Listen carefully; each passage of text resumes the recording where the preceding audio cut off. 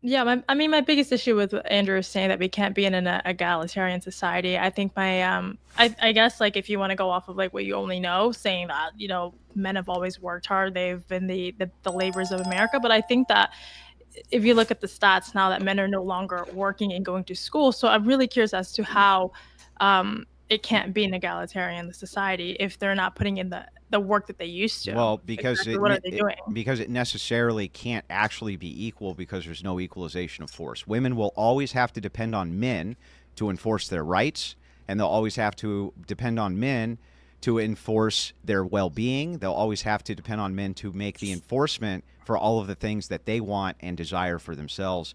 They can't enforce those things on their own. They need men to enforce them for them. And men do not need women to enforce their own rights. They do not need women to enforce their own agendas. They don't need women for any of that. But women necessarily need men to do that for them. Could I say it like this, maybe, Andrew? At the core fundamental, the basis of society, you need men willing to do violence in order to protect the rights of other people. Well, but it's not just that, though. So I want to be very clear with this. It's not just that you need to have aggressive men who are willing to conduct violence in order to keep a society together. It's that fundamentally, women must depend on men to enforce their rights, period. Got it. Period. They have to. So egalitarianism, I think, even as a proposition, is false. I don't even think it's possible. I think from a foundational level, it's always going to be patriarchal due to this gap. And philosophers have talked about this for, basically 1,000 years. So have biblical theologians. And it's one of the huge gaps when you're talking about egalitarianism. How, for instance, Angela, how do you enforce your own personal rights absent men? Absent men collectively assisting you in doing that. How would you do that? Well, I mean, I guess like, in what state are we living in that we constantly need men to Anywhere enforce you want. Any imaginary place that you I'm even living can in think America of. with this great citizenship that I have. I don't have to constantly live in fear that someone needs to enforce my rights. I'm living happily fine. So I'm just curious. So we continuously go back to that, and we say that men need to be there to protect us from what? Other men? Yes. Like, so is the issue is like other men beating on other men? So this goes back to like a men's issue. Yes. So men give women rights and men give other men rights. That's correct. Okay. So because they're the enforcement arm, they are going to be the people who deliver rights to women or take rights away from women or deliver rights to men or take rights away from men. So men are always going to be the dominants in force, and so therefore they're always going to be the decider of who gets the rights. Can you think of an alternative system? In this current, I'm sorry. So why are men failing in this current society? They're not failing. They're so failing. How are they failing? Yeah, but you just said you were safe, Angela, so I don't know that they're failing, right? I don't know if that's...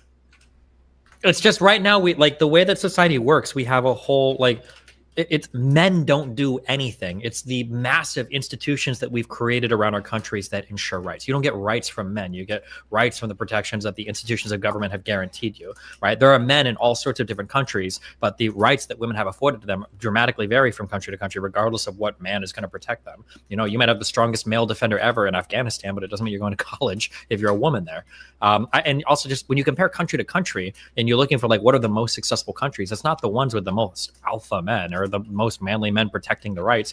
It's generally you're looking for things like, do women have access to birth control, and are they participating in the economy? So I don't know. It's just it's a very crude argument. Well, there's a bunch of things that are kind of smuggled in there, right? So the first thing is kind of smuggled in is you talk about institutions being the protectors of rights. Institutions are just a coalition of people, individuals. They're going to rely on the enforcement arm also of men.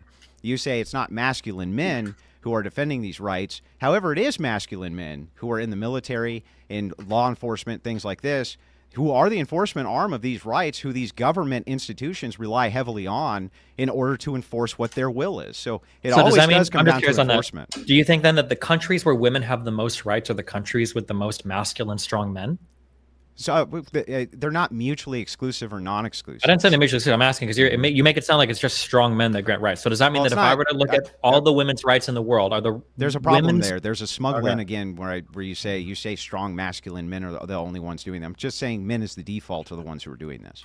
Wait, but why you say men are the default? We can run that back a little bit more reductively. Shouldn't it be 6 feet or taller men? Don't all men that are 5'8" and lower get their rights from men that are 6 feet and taller? No.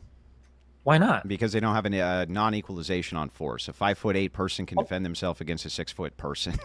In general, do you think that's true? I think that there are some advantages, but if you're going to do that, then on average, no, not we some have advantages. I'm saying on average, if we look at combat sports with no weight classes, you think 5'8" men are defending? Well, hang on. So if we're going to use averages, then let's use averages and say that we have an average for a reason, because most men are inside of that average, right? So if that's true, then most of the men who would be falling in these jobs are going to be within that average, Destiny. So sure, but I'm just asking if we run this all the way back. So any man that's below the average height, any man that's 5'9" or lower, their rights are also being defended by men that are 6'2" and taller. Well, no, that wouldn't be a direct correlate for equalization, because men who are 6 foot, because men who are 6 foot, there's far fewer of them than men who are in the average aggregate. So therefore, the force equalization is different. However, if you're looking at the force differential from men to women, the average is so lopsided that even weak men can generally defend themselves fairly well against strong women. If you want to do force equalization there, then shouldn't we be looking at people that prefer a heavily patriarchal society versus people that prefer a more egalitarian one? And the force equalization for women on the egalitarian one would be probably that most men would side with that over the ones that want the heavily patriarchal one? Yeah, but that would go with my point, which is that men are the ones who are the rights givers. But men aren't just the rights givers there, because a coalition of 5'9" and shorter men with women are probably going to defend rights more than a coalition of 6 foot plus alpha men. But the distinction there is that you said it yourself, it would be a coalition of men and women, but it'll never be women. So it'll always have to be men. And it'll never be 5'8" and lower men, I don't think, no, right? It will always be. The default will always go to men. Men can always enforce their rights collectively. Okay, so you just want to arbitrarily cut it off at just men, but not go into any of the delineations. I just went into every delineation with you. Which one would you like to go into?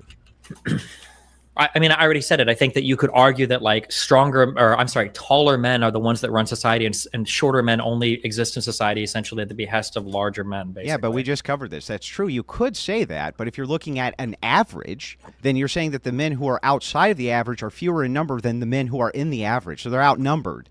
So I don't know what your point is. I mean, it could be the slightly taller men could probably take on 1.5 shorter men. I'm sure we could find some average where 30% of men in society can run the other 70%. And it's still just men. Like nobody looks at, and it's still men. Sure. That's the point. It is men, but now I'm going into height. But you want to go back on just the man, the fact that it's like the man thing. But again, and to go very broad, because now, I mean, I feel like we kind of see how ridiculous the argument is, and just like saying just men. I haven't heard you refute it. Broadly speaking, right, it's hard to refute because it's almost unfalsifiable, because you're talking about half the population of the planet, right? Like, how am I supposed to refute that men are important in guarding rights? There are no countries that exist without men. But when I try to think of like, well, what's the refutation of this? Here would be an interesting thing. Do the countries with the strongest men have the most rights? Not really, no. In fact, just the opposite. I remember hearing so many jokes about how because Russia is so masculine and manly that all the trans Ukrainian soldiers were going to be getting murdered by the brave Russian soldiers. And here we've got drone operators, tossing grenades on Russian troops blowing themselves, right? So it doesn't seem to be the case that like just strong men are the predictor of rights. So hang on, wait a second. Go for it. So men can take your rights away in those other countries too? No, not just men. Those countries can take your rights away. You need a whole institution. Using the enforcement arm of who? Which sex do you think's the enforcement arm? Countries are powered by men and women. When the Soviet Union beat is the enforcement Nazi arm? Germany, when the Soviet, it's not just about the enforcement arm. Who's giving them the arms to enforce? Usually other men. Who manufactures the guns? Who the manufactures? Men. Do you think that there's female gun makers all over the world, or what? Yeah, bro? Who do you think was working production in World War II when all of our men were going overseas? They weren't designing the guns. They were literally on an assembly line putting a fucking screw in a fucking piece of metal. They weren't designing weapons. What world do you live in? That's great, and at the end of the day, both jobs matter. You could be the best engineer in the world. If you don't have somebody building your shit, it doesn't fucking matter. Yeah, that's right? nice. Women can be a labor force if men allow them to. That's fantastic. Sure. And what I'm saying, you can say if men allow them to, however you want to say it or whatever, but the reality is at the end of the day, it's not just men, right? You need both halves of society working together to actually fucking accomplish anything. So there is no society or country that's like... You're smuggling in just men, again. You're smuggling in just men. What I'm saying to you specifically is that men are the enforcement arm, and nobody's building shit if men say no. That's what I'm saying. Women aren't going to be able to go to men and say, no, you know what? We're going to do it anyway if men don't want them to, Destiny. That's the distinction. Well, I disagree with what you're saying because I understand what you're saying. It sounds great on paper, but if we again look at the stats right now, the suicide rates are up. Men are dying. Men aren't going to school. They've dropped out of school during COVID. Yeah, but hold on, Angela. The point of the patriarchy wasn't to just do the point of the what do you say in the patriarchy? It wasn't that all men do better. Because I've heard this argument before.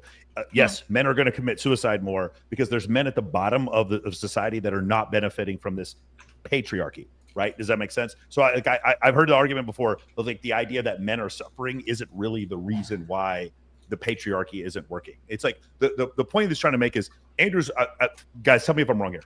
Andrew's trying to say that the foundation of society, there are men who have to enforce and to take certain jobs that have to do with military, law enforcement, etc. And what Destiny is saying is that while that is a part of society and probably a more important part of society in the past, today it's a less important society because we have technology, because we have, someone who's a computer programmer, doesn't matter if they're a man or a woman, people can be successful entrepreneurs and be men or women. And I totally understand both parts of those. But my issue, the initial thing that I was saying before was that because men generally are more aggressive, they're going to fill more parts of that society, being entrepreneurs, being CEOs of companies, being in the U.S. military, being bodyguards, and stuff like that. So, I think Go ahead, Angela. Sorry.